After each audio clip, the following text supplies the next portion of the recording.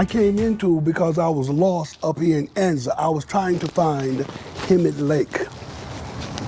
And lost, I came in here to ask for directions. And what I saw when I got in there is the reason I brought my cameras back. Y'all come along here with me.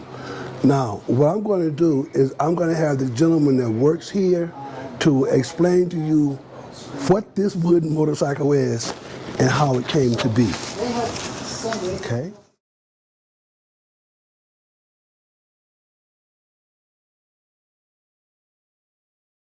Introduce yourself, sir. Richard Marsh. And what's your name, daughter? Taylor. Taylor.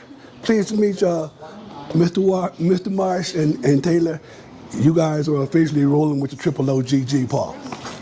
Mercantile store, number of items you can purchase. For me, I love beet juice. I love beet juice. So they've got 3 of them, so I'm gonna buy them all. How about that? And don't let me catch you drinking my beet juice, man.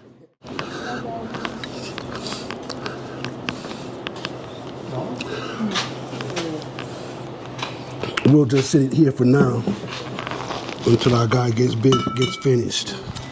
Okay. If you guys want to go around the store and get a picture of what's going on in the mercantile. You have a business card? No, sir, I don't. But I will never roll again without one. But it's rolling with Triple OG G. Hello, folks. We're here with Robert over at, what's the name of this? Mr. Happy's Mercantile. Mr. Happy's Mercantile. And I found this place by accident a few months ago. I came in because I was lost. I called to ask for directions, and I came in here and I saw this bike. Folks, Robert is going to tell you about this Harley Davidson. Right, so this is all hand done in Indonesia. It's mahogany and teak. The lines and cables are rattan. So every piece on it's wood except for a few metal brackets to hold it together and to hold it to the transfer platform. This took the artist over a year to make. He then dry fit the pieces, hired a crew, and they made 12 copies in 3 months. There was a company in San Diego importing them, and the way we know this is the very first one, the license plate is blank. They numbered all the others, 001 through 12. The company in San Diego that was importing them was shut down by the state in 2007, so that, well, because the state declared Indonesian hardwoods endangered. They don't like how they manage their rainforests. So you can no longer import them, but after the lawsuit in 2010, won by Gibson Guitars, we're able to still keep this and sell it within the state, and it's legal to possess. When they were importing them, they were getting $30,000 a bike. When the vendor brought this in, Angel started at 20 grand. Then he lowered it to 12, and then a year ago he said, my bottom line is 6,000.